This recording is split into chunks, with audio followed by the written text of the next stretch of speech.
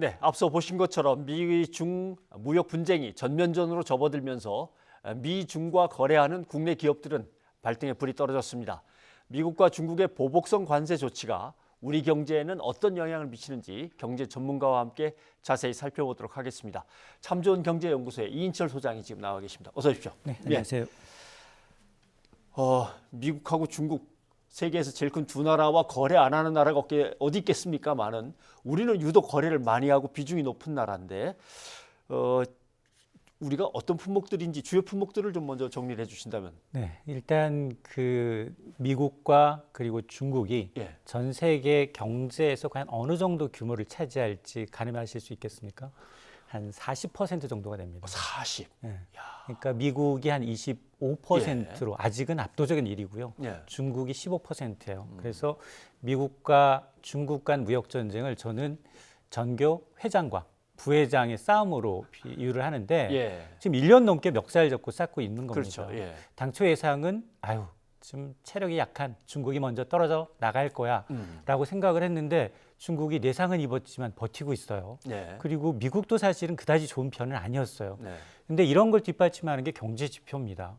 최근에 발표되고 있는 경제 지표를 보게 되면 미국과 중국이 서로 견딜만은 하다라는 거예요. 지난 1분기 경제 성적표가 나왔습니다. 미국은 3.2%, 세계 최고의 덩치 큰 국가가 3% 넘는 고성장을 했고요. 그러니까 우리가 3% 성장하는 거와 미국이라는 엄청난 덩치가 3% 올라가는 건 뭐 이건 다른 문제니까. 그렇습니다. 천냥지차인데요. 그리고 우리는 역성장했잖아요. 뒤로 후퇴를 했습니다. 그러는 동안 또 중국도 예상외로 괜찮았어요. 6.4%나 성장을 한 겁니다. 자, 그러다 보니까 지금 학교 회장과 부회장이 싸우는 사이에 기간이 너무 오래되니 그 옆에 있는 학생들이 지금 피해가 지금 한둘 나타나고 있는 겁니다. 그래서 우리 한국무역협회가 과연 이 미국과 중국 간 싸움 때문에 피해를 보는 나라의 국가를 좀 따져봤더니 1위가 대만이었어요. 초래군 동색이라고 G2의 무역 의존도가 40.6%입니다. 무역 의존도가. 네. 그리고 우리나라가 2위였는데요. 우리나라가 38.9%였고요. 그러니까 지금 G2라고 말씀하신 미국과 중국에 대한 무역 의존도. 그리고 3위가 일본입니다. 일본도 만만치가 않아요. 38.6%예요. 그러면 일본하고 우리나라랑 비슷하게 이게 굉장히 G2 때문에 타격을 받겠네라고 하는데 그건 오산입니다. 일본을 좀 들여다보면 일본은 미국과 중국 간 대중무역 의존도가 절반 19대 19예요. 그런데 우리는 틀립니다. 우리는 대중무역 의존도가 26, 미국의 의존도는 12예요. 그러다 보니까 둘이 싸웠는데 한 대를 쳤는데 중국이 코피를 흘리면 당연히 우리의 피해가 더 커질 수밖에 없는 대목인데 둘이 싸울 때 공세에 시달리고 더 힘들어하는 중국에게 우리가 더 의존도가 크니까 없다는 거죠. 그럼 어떤 품목들이 과연 이제 영향을 받느냐? 중국으로 주로 우리가 수출하는 것들이 중간재예요. 그런 게 거의 한 80% 가까이 됩니다. 그런 것들이 전자부품, 철강, 화학과 같은 제품이 이제 자본재, 중간재가 가장 심각하고요. 또 이제 반면에 미국으로는 우리는 주로 완제품을 만들어 팝니다. 자동차도 있을 수 있고요. 뭐 전자제품과 같은 완제품도 타격을 입게 됩니다. 그러니까 이래저래 이제 우리는 치이는 양상입니다. 그러니까 이제 대개는 그렇게 생각한단 말이죠. 아니 환율은 자기들끼리 싸우는 거니까 저 관세는 우리한테 직접 매기는 건 아닌데 중간재를 보내는 우리가 그렇게 영향을 미치게 되나? 우리에게? 이런 고민을 하게 되는데. 맞습니다. 아니 지금 뭐 고래 싸움에 새우등 터진다고 하지만 왜 하필 우리냐라고 하실 텐데 사실 최근 드러나고 있는 금융시장 그리고 수출도 보더라도 그대로 확연히 드러납니다. 특히 우리나라가 이제 환율이 하루에 막 10원씩 급등락하고 있는데요.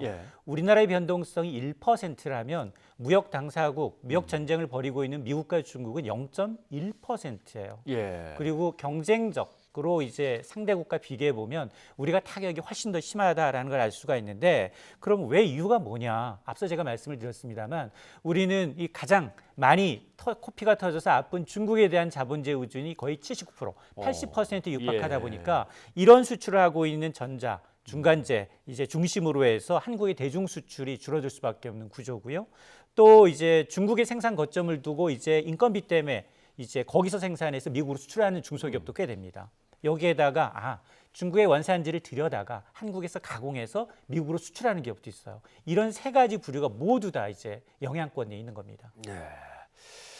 우리나라의 대중국 수출은 지금 계속해서 지금 떨어지고 있다는 거 아닙니까? 맞습니다. 예, 지난해 11월부터 계속 떨어졌다고 하는 것인데 중국에 중간재를 수출하는 또 중소기업들이 많을 것이고 그럼 앞으로 상황이 어떻게 되겠습니까? 이게 지금 울고 싶을 때 뺨 때리는 심정이거든요. 예. 이게 사실은 반도체 가격이 급락하면서 지난해 11월부터 지금 거의 근 6개월 가까이, 반년 가까이 수출이 줄고 있는 게 맞고요. 이러다 보니까 미국과 중국이 정말 치킨 게임으로 이제 장기전에 돌입을 한다면 예. 지금 무역협회 추정으로는 이 한국의 수출이 0.14% 금액 기준 8억 한 7천만 달러.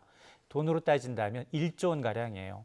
1조 원이 뭐 무역에서 얼마 안 되겠지라고 생각하실 수 있지만 이번에 추경이 6.7조 원입니다. 그렇죠. 그러니까 큰 돈이거든요. 자, 이런 이제 그 예상이 되고 특히나 이제 대기업들보다도 덩치가 비교적 작은 중국의 중간재를 수출하는 이제 중소기업들의 타격이 더 커질 수 있다라는 거고 이거는 유형의 피해고요. 네. 무형의 피해가 더 큽니다. 이런 상황에서 투자를 하겠습니까?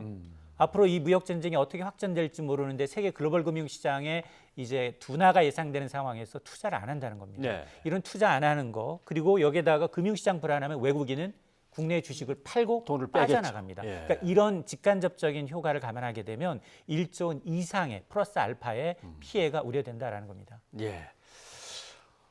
아직 뭐 두 나라가 극적으로 타결할 만한 시한이 뭐 한 보름, 한 달 남았다고 얘기를 합니다만은 뭐 일단 물건 실은 게 도착하면 그때부터 관세가 시작되는 걸 테니까. 그러나 모르죠 또 저렇게 서로 뭐 으르렁거리면서 치킨 게임을 하다가 정말 결렬된다면 뭔가 우리도 준비를 갖다 철저히 해놓고는 있어야 될 거 아닙니까? 맞습니다. 지금 가장 관심은 사실 이달 초만 하더라도 이번 최종 협상이 완성돼서 협의가 되면 그 다음 과연 미국이 누굴 때릴까였거든요. 예. 여기에 이제 제일 1순위가 유럽이었어요.